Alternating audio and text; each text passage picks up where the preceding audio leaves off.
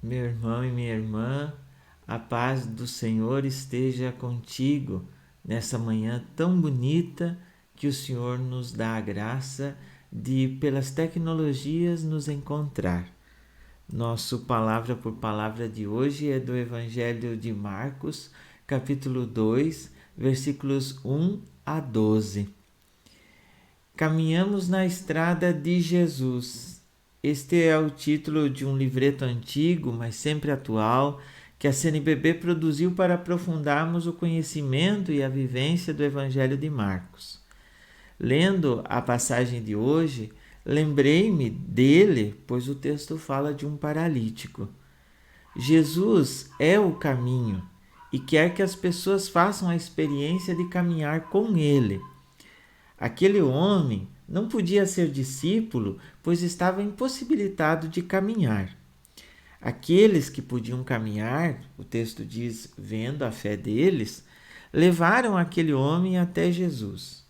O mestre, sensível ao sofrimento humano, mais do que curá-lo, perdoa-lhe a causa da paralisia, o pecado.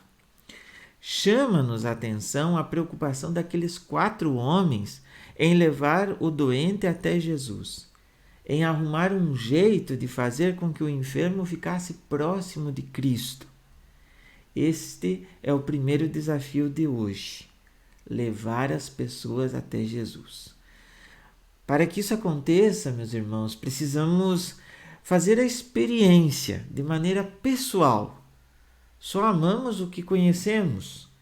Depois de experimentar o amor misericordioso de Jesus, precisamos ter a ousadia de encontrar meios para levar os irmãos e as irmãs até Jesus.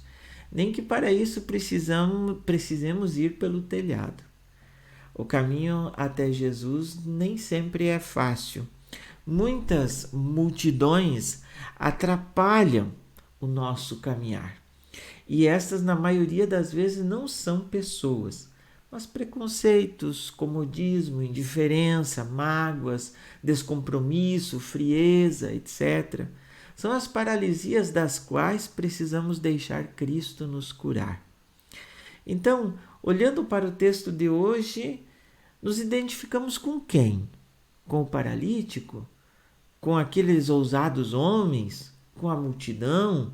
Ou com aqueles que se incomodaram por Jesus perdoar o pecado? Estes últimos somos quando não acolhemos nossos irmãos e irmãs depois que estes retornam às nossas comunidades.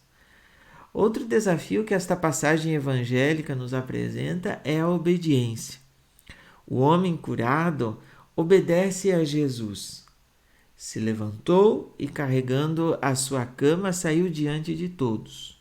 Mas para poder levantar, ele precisou deixar-se conduzir até Cristo. E mais ainda, deixou-se perdoar por Cristo.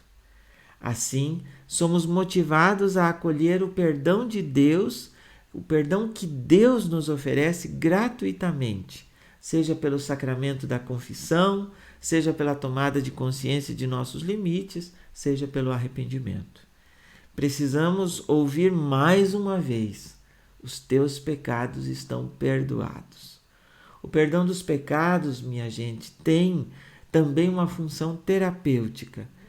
Trata-se da cura do ser humano na dimensão mais profunda de sua existência, ali onde acontece seu relacionamento com Deus. Jesus, que vê além, preocupa-se por libertar quem pena sob o peso do pecado, mais do que sob o peso da doença. O primeiro é muito mais grave. Permanecer no pecado significa viver afastado de Deus e correr o risco de ser condenado. Este é o motivo porque o Mestre, antes de mais nada, quer ver o ser humano liberto de seus pecados. Jesus, de certo modo, sente-se mais feliz por perdoar os pecados do que por curar. Portanto, meus amigos, levemos as pessoas a Jesus a partir do nosso testemunho de vida. Deixemo-nos curar por Jesus de nossas paralisias. Obedeçamos a Ele e com urgência acolhamos a sua misericórdia. Ele tem amor suficiente para perdoar todos os nossos pecados.